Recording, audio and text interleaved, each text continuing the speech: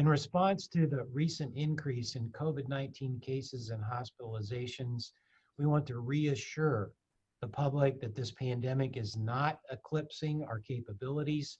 Our hospitals have the ICU capacity, staff, and supplies to meet the healthcare needs of our community. Please note that there'll be time for question and answers at the conclusion of this morning's press conference. We invite you to submit your questions via Zoom's question and answer or chat function, and we will be able to see those and then answer those questions during the question and answer portion. This is the first time we've hosted a live press conference together in this Zoom format, so we appreciate your patience. Thank you for that. I now would like to invite each of our hospital CEOs to please provide an update on their respective hospitals. Dr. Boone, would you please begin? Thank you, Dr. Callender, and thank you everybody for participating with us today.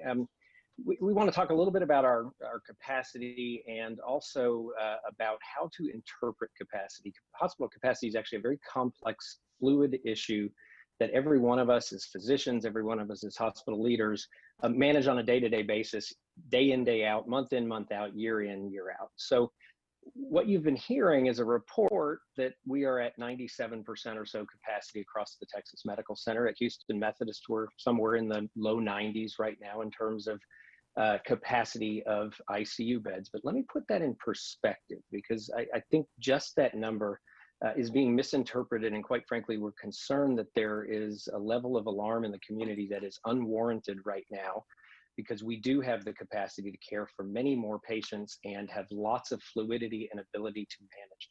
So I pulled up June 25th, 2019, exactly 1 year ago, and said, okay, what was our ICU capacity at 1 year ago today? It was at 95%. We are highly experienced at utilizing our ICU beds for the sickest of the sick patients day in, day out, as I've said. And it is completely normal for us to have ICU capacities that run in the 80s and 90s. That's how all of us operate hospitals, how all hospitals operate. What's different now, of course, is that about 1 in 4 of those ICU patients are COVID patients at our hospital system right now. So clearly that means some of the non-COVID ICU care has already been titrated down a little to allow that level to happen. But this is an activity we do day in, day out, as I've said. So we have many levers at in our ability to adjust our ICU usage. Clearly, with the governor's order and with our own movements, which last time we moved far in advance of the governor, and we've already been titrating in advance of the governor's order now, we can adjust some of the patients who are coming in for procedures that might be safely delayed. Now, of course, most procedures that can safely be delayed don't use ICU, but there are some that do. They're very high-end, complex surgical procedures that can safely be delayed for some period of time, and we have actively managed that issue. We also have an ability to go up very significantly in beds. The capacity that's being reported is base capacity, and oftentimes even the base capacity of staffed beds, because we don't staff empty beds. There's no point in doing that. That just runs unnecessary cost and fatigues nurses who should be taking some well-deserved time off. And so we staff up and down as the needs warrant.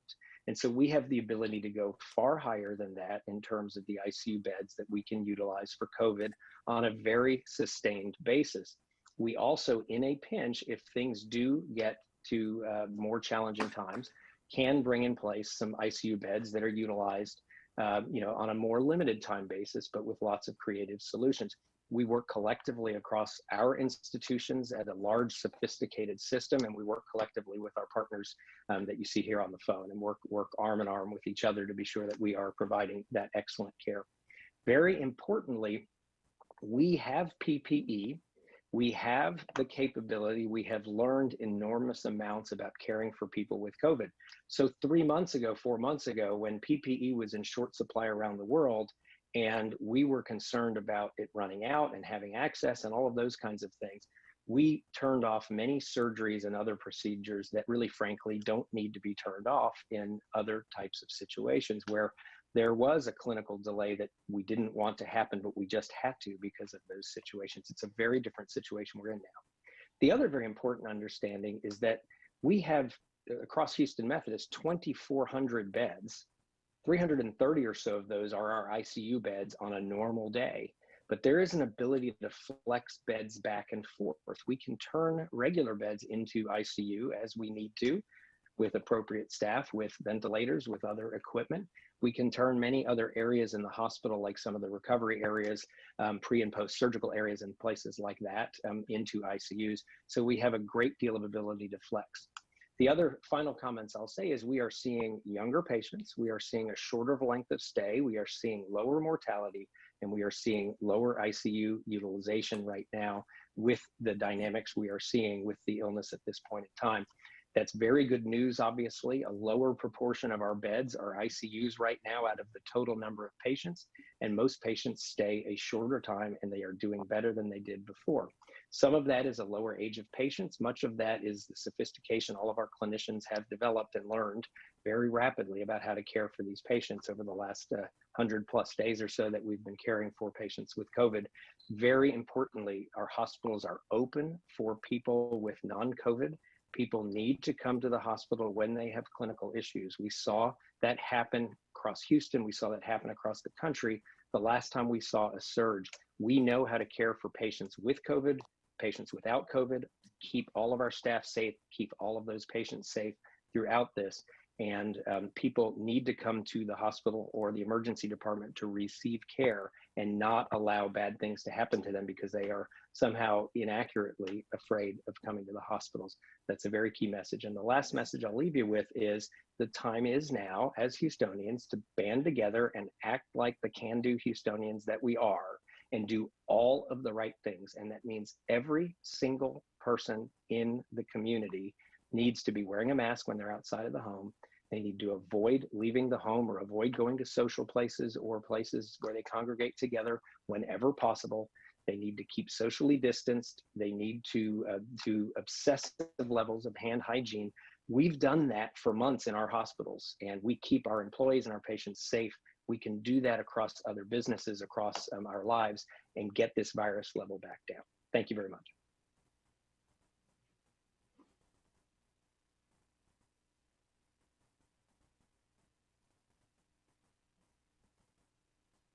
Sorry, all of us are in private spaces. We're not wearing masks to facilitate communication.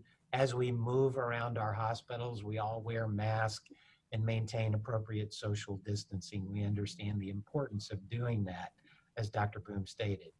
Dr. Lawson, your perspectives? Yeah. Thank you for hosting the session today, Dr. Callender. We've, and I'll echo many of the same sentiments that you heard from Dr. Boom. Running major hospitals, health systems is truly as much of an art as it is a science. We work hard to staff to the volumes that we're seeing on a day-to-day basis. And if we're doing our jobs well, we're really matching our staffing to the patients who need us on a day-to-day basis. The reality is our capacity to care for those patients significantly exceeds what we're staffing on any given day. And so we work hard to make, while we're working to make sure that we're staffing appropriately on a day-to-day basis, we're also actively planning for anticipated increases over the coming weeks and months. So as you look at the capacity of the hospitals on a day-to-day basis, it can be a little misleading. The reality is all of us have the ability to significantly expand capacity on a day-to-day, week-to-week, month-to-month basis. We are actively looking to almost double our critical care capacity over the coming several weeks and increasing our capacity by 25 to 50% over the next 6 to 7 days as we really work to care for the community. What's important, though, for everyone to know is our hospitals are incredibly safe. We've, as Dr. Boom mentioned, we have learned how to make better use of our PPE. We have stockpiled appropriate numbers of PPE so that is no longer the issue that it was early on in the disease process. Our clinicians are much more comfortable caring for the patients now than they ever were. And the hospitals are really doing quite well in caring for these patients. This is a very different scenario than you may have seen in other parts of the country. But the Houston healthcare systems, Mark, David, we talk daily about how to best manage the care of the patients that need us the most. And that includes the patients who are coming in for non-COVID related issues. And so my message is similar to Mark. Our hospitals are incredibly safe. They are well prepared to care for Houstonians that need us.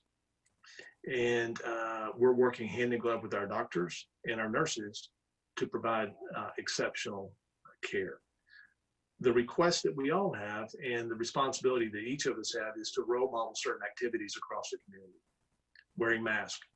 I have several. I have my standard hospital-based mask that you see here, but I also have several custom masks that friends and colleagues have made for me. Some of them with my showing my Aggie heritage. But I want each of you to know that wearing masks is incredibly important. Hand hygiene is equally important. Washing our hands frequently, washing them well, helps the spread of this disease. And we must be social. We need to maintain our physical distance as we move through the coming days and weeks. It is incredibly important. The businesses across Houston, we're asking you directly to reinforce that within your business areas. Monitor your capacity, make sure that we have adequate room for people to move about safely within your organizations. We clearly are trying to do that on a day-to-day basis within our hospitals. You'll notice if you do come to our hospitals, visitation is limited now, primarily because of the need to maintain social distance. We are going to continue to work to allow a caregiver to be with those that need them the most through their care process. But we are working to restrict visitation in our hospitals and our clinics to ensure that there's adequate space as people move around. At the end of the day, thank you for trusting us. We have incredibly bright physicians, scientists, and nurses who are working hard every single day to make sure Houston is well cared for. Thank you. Thank you, Dr. Lawson. Mr. Wallace, you oversee a marvelous children's hospital. You haven't been as directly engaged in terms of providing services, but certainly you've been very engaged with this group of CEOs and with leaders from across the Texas Medical Center and across the region and state. What's your particular perspective? Well, thank you, Dr. David Callender. And first, let me say that I'm very proud to be on this call with you and with Mark Boone and Doug Lawson and the great, great hospitals and healthcare systems that you represent. Texas Children's Hospital is an amazing organization. We've been in this location since 1954. Today, we have over 900 licensed beds. We are the largest children's hospital in the United States. On a daily basis, we operate about 859 of those licensed beds. This morning's census is down because we really just started building back up our elective procedures and admissions effective April the 22nd. And so this morning's census is really high for a children's hospital, but it's low for Texas Children's. Our census this morning is 581 patients. That's a 68% occupancy. Typically, Texas Children's Hospital this time of year, without the pandemic, our census would be running much, much closer to 700, 725, maybe even 750, so much closer to 90 or 95%. In fact, one day last November, our census hit 823 in one single day, and our employees and our medical staff managed that, and it really wasn't a problem or an issue. So this morning's census is 581. So we know that we can flex up to 823 should that be necessary. And of our 859 operational beds, 355 of them are ICU and NICU beds. We have ICUs that total 168 beds, intensive care units. That does not include the NICUs. We have 178 NICU beds. So together, again, that's 355. The census this morning in our ICUs is only 121. So we have 43 empty, vacant ICU beds at Texas Children's Hospital. That's a 74% occupancy. So we are taking care of COVID pediatric patients, and we have been since the very inception. And as was announced earlier this week, we've already started accepting referrals from some of the adult hospitals in Houston, not from Memorial Hermann, not from Methodist, not from CHI St. Luke's. And that speaks to the fact that we do have capacity, or else we would have had some transfers from your respective institutions. But we have taken some transfers from Harris Health, from LBJ Hospital, and from the Ben Taub General Hospital. Additionally, this week we've taken 4 or 5 transfers from UTMB in Galveston. And so Texas Children's Hospital today, we have plenty of capacity to take care of the children that need to get to the doorstep of Texas Children's Hospital. And our case mix index is high. We take care of the sickest of the sick. And so based on the numbers that I'm sharing this morning, we have a lot of capacity at Texas Children's Hospital. And so we have dedicated now over 30 beds, with about half of those beds being intensive care units to help take care of adult patients. And so in my 31 years of being CEO of Texas Children's Hospital, working in the great Texas Medical Center for a long time, we have capacity. We have the ability to take care of all of the Houstonians that need a critical care environment, that need to be operated on, or acute care, whether it's pediatric or whether it is adult. There is not a scenario, in my opinion, to where the demand for our beds, especially ICUs, ventilators, PPEs, et cetera, would eclipse our capability.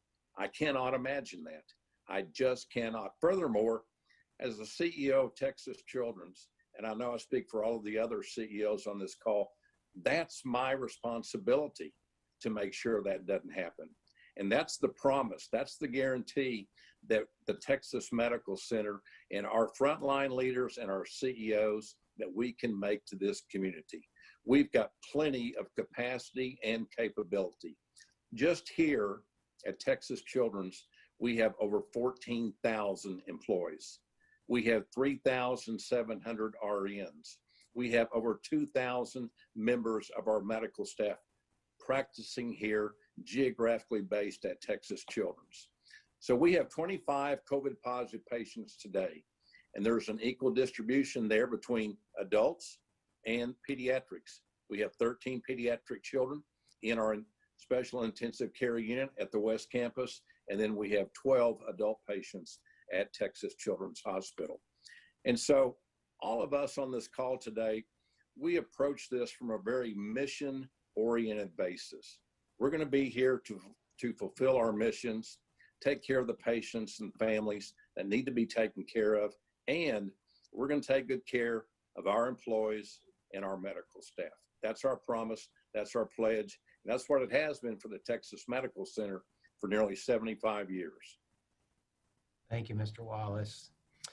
Just relative to capacity of the Memorial Hermann system today, about 30% of the patients in our ICUs have a COVID diagnosis. About 20% across all of our other beds have a COVID diagnosis. So again, in line with what's been reported from my colleagues, we have plenty of capacity to provide care for COVID-19 patients who need hospitalization. To that end, Dr. Boom, there was a letter issued yesterday from the Texas Medical Center, Inc. that was read as urging people to help reduce the outbreak and also potentially raising alarm about our hospital capacity.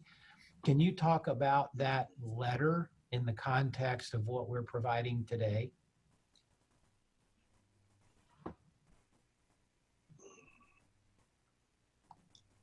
Sorry, I was on mute. You know, that letter went out from the Texas Medical Center. I think the Texas Medical Center's purpose was to really urge people to do the right things in the community and do so by talking about capacity, but really ended up unintentionally kind of, you know, sounding an alarm bell too loudly about capacity, which is why we're all here to talk today. We wanted to clarify that to make sure that there wasn't a misinterpretation of what had been stated and that we clearly do have capacity. We are watching numbers increase. We are seeing more people in the community with the disease. So we know we will need to take care of more individuals. That obviously, cannot go on forever. So we need the community to do the right things to help bend this curve right now. But we truly believe we can do that. And we truly believe as Houstonians, we can link arms and do that together. And now is the time for all of us to do that. And we as hospital systems are there. We have the flexibility to care for patients both with COVID and who do not have COVID, who really need our care and really deserve our care. Great. Thank you, Dr. Boom. Dr. Lawson, there have been regular publications of TMC-wide data. There have been descriptions of ICU capacity as sustainable and unsustainable. Can you talk a little bit about the difficulty of interpreting those numbers just from a very, from the standpoint of looking at the numbers alone? What makes it so difficult to look at hospital capacity numbers and then draw accurate conclusions? David, to your point, it is incredibly difficult to interpret that data on a day-to-day basis. Most of us on this call would disagree on the implications of a current percentage on any given day. The reality is we have leaders inside those specific units, inside those specific hospitals that are managing that volume on a daily basis. For me personally, the real issue is our physical capacity. What is our physical capacity to care for patients? The rest then becomes a function of staffing. And we access staffing. We have our core staffing. We have the ability to flex that staffing up with groups of part-time nurses. And then from there, we can bring in contract nurses from other parts of the country to help in times of extreme surges, which is, as we see the increases here, that is the next part is to begin bringing in nurses and clinicians from other parts of the country to help us during this time. The physical capacity is there. The reality is staffing to that volume, and we're doing that on a day-to-day basis. I think as we've worked with TMC, we're all concerned about the spread of this virus. We're incredibly concerned about it. The reality is we have to do a much better job of masking, hand hygiene, and socially distancing ourselves. The spread is increasing, and it's very concerning. However, our hospitals are okay and ready to manage this surge appropriately and effectively. And I hope that everyone remembers those two messages. We must work to flatten out this new curve, and our hospitals are there to care for you in the event that you need us and when you need us the most. Great. Thank you, Dr. Lawson. Just as I think about that, what we want to encourage the people who are participating today, members of the media and other members of the public, and certainly our elected officials to do, as you look at those numbers, please work with us to try to understand actual operational status. As Dr. Lawson has just explained, it's a little bit more complex than absolute numbers of beds on a daily basis. As all of us have explained, we're used to operating at high capacity. We manage sometimes minute to minute based on demand across our hospital systems, staffing levels, what our physicians need to do. And so it's easy to misinterpret absolute numbers. We're here to help and want to continue to work with our elected officials as well as business leaders across the community to think about how we turn the tide with this virus. What we're really concerned about as healthcare providers is that people will acquire the illness that's unnecessary and can lead to unnecessary long-term functional implications and even death, particularly in the high-risk populations. We all want to avoid that, so that's why we're emphasizing the wearing of masks, maintaining appropriate social distancing, washing our hands frequently, And when we're sick, staying home and contacting our personal physician, primary care provider, or getting in touch with an urgent care or virtual care source. All of the hospitals represented here today have virtual care that's available and can help if you have questions about your health status. And so we just want to remind everybody that that's available. Mr. Wallace, and we probably should close this pretty quickly. There's a question here about employees testing positive for COVID-19. There seems to be a concern expressed with this question that we're not talking about the number of employees that have tested positive. It's an unusually high number, at least that appears to be the basis for this question. Can you talk about the Texas Children's experience, how you're managing that? And then perhaps Dr. Boom can talk a little bit about Methodist, and then we'll close. Well, that's really the crux of the issue here. This is about people. It's not about beds, and it's not about ICU beds and ventilators and PPE. It's really about people. It's really about the community and taking care of the community, making sure that everyone's doing all of the things that we've been talking about, masks, but then also staying at home. We need people to stay at home when they can work at home. But at Texas Children's, like the other member hospitals in the Texas Medical Center, we're taking phenomenal care of our employees. Any of our employees that need to be tested, they're tested right here at Texas Children's through our labs. And we have an 8 to 10 hour turnaround time for all of our employees. Fortunately, we've had a relatively low number of employees that have tested positive, but we have the ability to test all 14,000 of our employees if necessary, all 2,000 members of our medical staff. And so it's imperative that we keep our workforce healthy as we go through this pandemic and as we deal with this spike. And so that is why we're asking the public to please help us, help our employees, help our nurses that represent in total a significant portion of our FTE count. Help the women of the Texas Medical Center. There are over 100,000 employees in the Texas Medical Center, and about 80% are female who have children at home. We need to be serving them, making sure that the community is doing their part to keep them healthy. So yes, we test our employees as necessary. It's been a relatively low conversion rate for our employees so far, but we will continue to test. In fact, yesterday we reached a high per test done at Texas Children's of 873. Great, thank you. Dr. Boom, your thoughts about employees and converting and how Sure. we're managing those things? Sure, thanks, David. So there's really three broad questions embedded in that. One of those is, do we have employees who are symptomatic and getting sick, and where are they getting that? The second is, are there employees who might be asymptomatic yet coming to work? And the third of those is, do we have employees getting the disease because they are caring for patients with COVID? Those are three separate questions, but related. We've put in place a very active surveillance program. So we have been testing many of our staff and continue to amp that up as more testing capacity comes online. We've been very happy and encouraged with the results we see.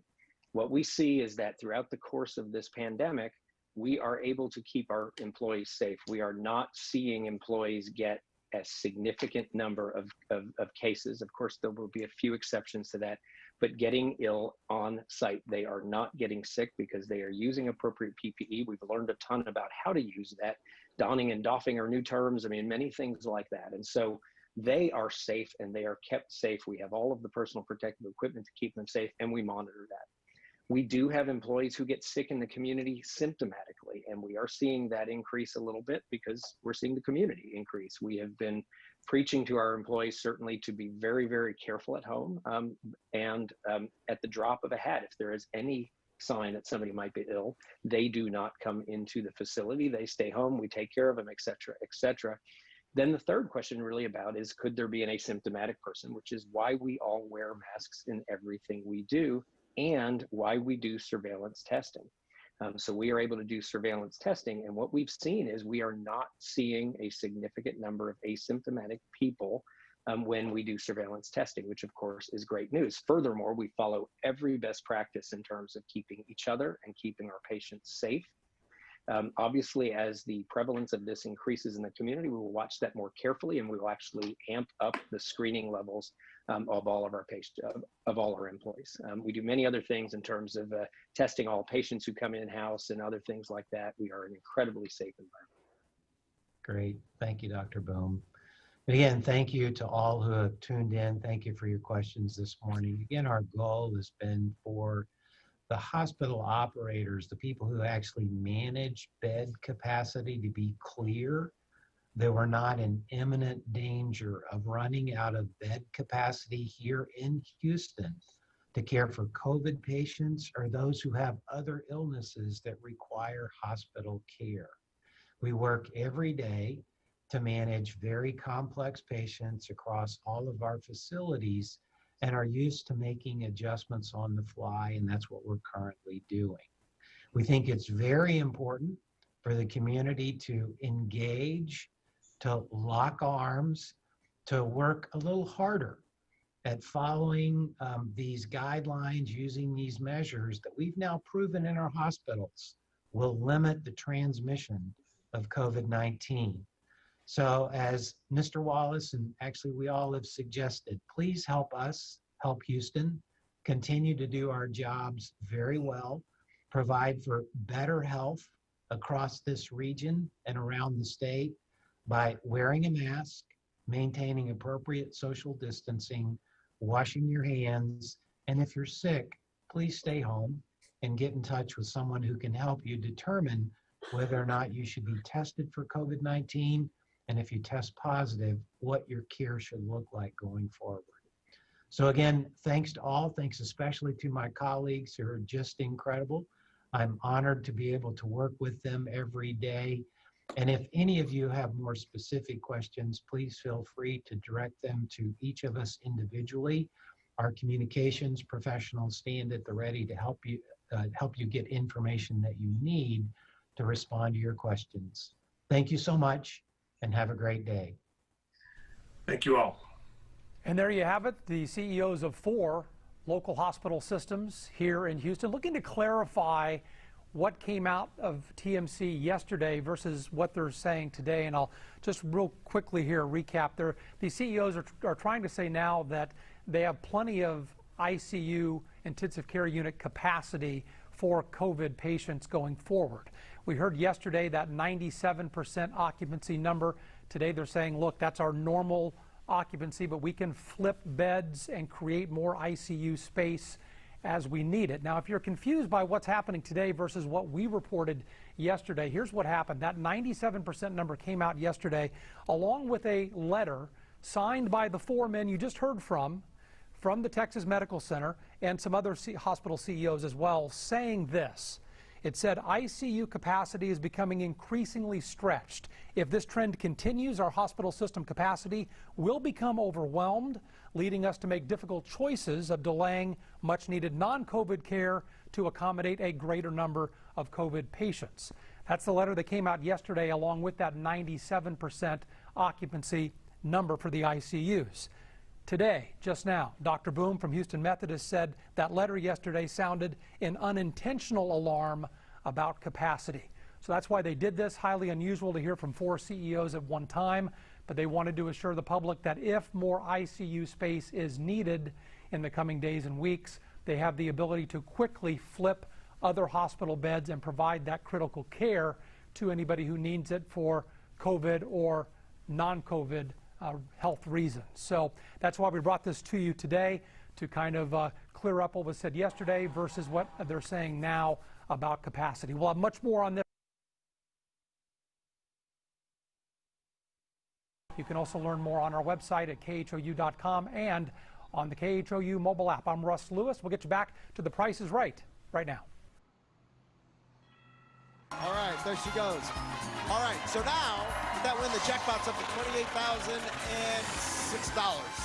Hey, we're going to spin the wheel right after this, send somebody else to the showcase round, and then whoever wins the showcase is going to win that $28,000 jackpot, so stay tuned. We'll be right back.